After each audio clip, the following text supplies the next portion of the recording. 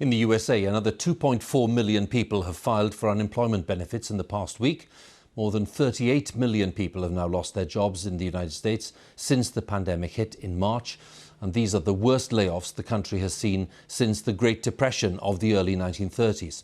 Our North America correspondent Nick Bryant is in New York with the latest. 38 million, such a staggering jobless figure. That's more than the population of Canada. And it's not just some abstract statistic.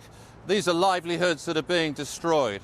And we're finding the economic victims of COVID-19 in some unexpected places. We don't normally go in search of hardship in the tree-lined communities of American suburbia, but now it's easy to find. This the looping queue for a food bank in New York's commuter belt. Cars normally used for school pickup and the weekly shop, now a marker of middle-class need. Some had waited more than 5 hours, bumper to bumper, in a queue that stretched more than a mile. Come here now. Come here now. For organiser Jamie Scott, traffic control has become a major problem. 8 weeks ago, in the early days of the shutdown, he saw 65 families. Now it's 600. And look at the cars. A Mercedes, an expensive SUVs. You see a lot of starter Mercedes, starter Beamers, high-end like Toyotas and what have you. The problem is, really, the people have gone now without 4 or 5 or 6 or 7 paychecks, and it's starting to catch up. They need food. It's the most basic thing. Guys, it's going to be 3 families, guys, 3 families. At the front of the line, we met people who had well-paid jobs. All the way up, guys, all the way up to the girls. Before the coronavirus wrought such economic destruction. People who've never had to rely on aid. Michelle Fernanda is a florist, struggling to make ends meet. We have to pay the rent, gas, cars, and all those stuff. I mean, you've got a beautiful car. Did you ever imagine that you'd be lining up for food? No, never.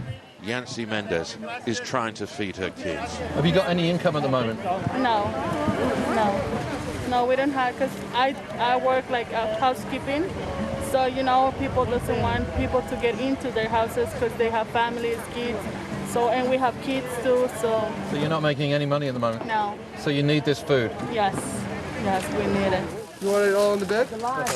We're witnessing the biggest economic shock since the 1930s, in a country still feeling the after effects of the financial crash of 2008. What's been noticeable since the Great Recession is the dwindling number of parents here who believe their kids will enjoy more abundant lives. That long-held belief in generational progress that gives this country so much energy and so much drive. COVID-19 has dealt yet another body blow to the American dream.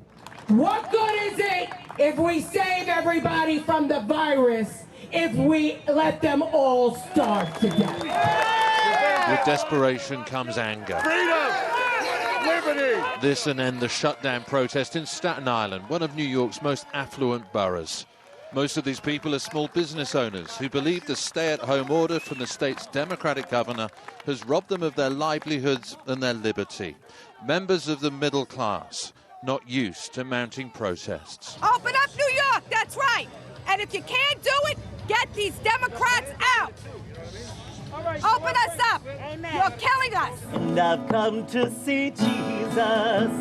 This is a convulsion that's shifting the ground beneath our feet. A disruption of immense historical scale, bigger than the Great Recession, more consequential than 9/11. Even in the most prosperous parts of America, lives have been changed forever. Nick Bryant, BBC News, New York.